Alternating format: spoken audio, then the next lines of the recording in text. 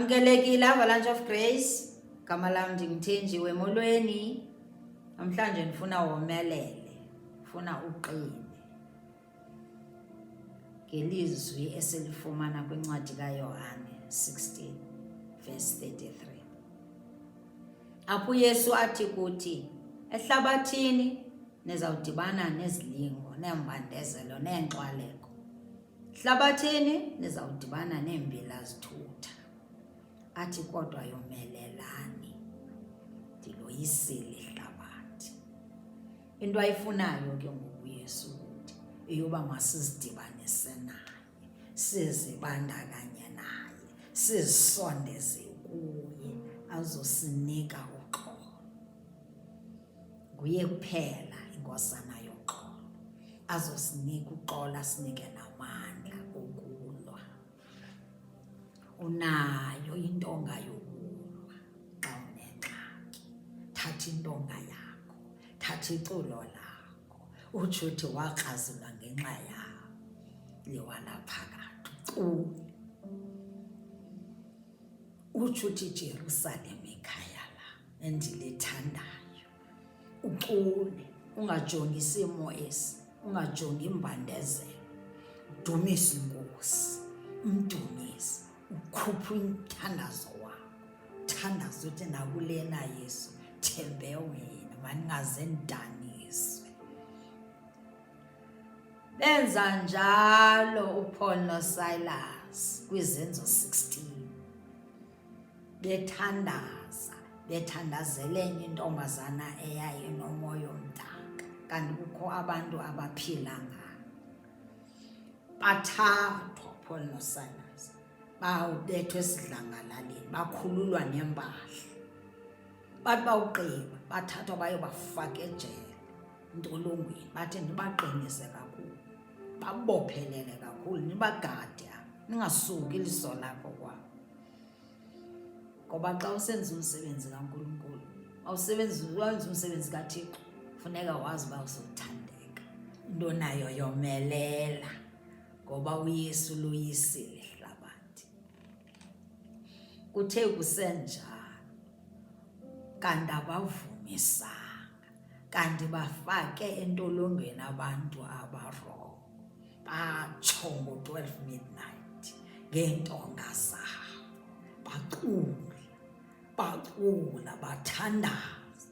Avuka amanye amabanjwa, kwaculwa, kwaba mnandi, lavuleka izulu, kwanyakaza isiseko zentolongo, kwavuleka iminyango yentolongo. Ababebotshiwe bakhululeka, noPaul noSilas kaloku babebotshiwe, bakhululeka loo makhamandela. Izolo laphendula, nakweyakho impilo izulu lizawuphendula. Zizawunyakaziswa ezo zinto, ezo zifo zizawunyakaziswa lizulu. Qhubeka ngokucula, hlala emculweni, hlala emthandazweni wakho, uzawuphendulwa nawe ngenye imini. Kusenjalo kanti umgcini wababanjwa ulele. Xa esothuka, uthuka intolongo, iminyango ivulekile, amabanjwa ecinga fanuba njena babalekile.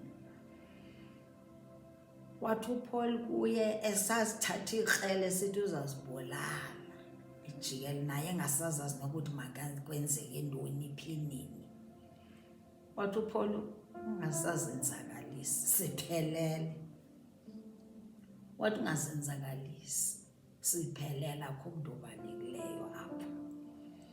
Kuthe kunjalo, wabona nje uba apha kubanjwa abantu abarongonyana, wababizela phandle, waguqa ngamadolo.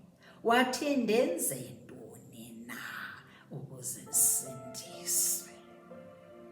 Athi uPaul noSilas yamkela, wathi kholwa kuYesu Kristu, uzawusindiswa kunye nendlu yakho.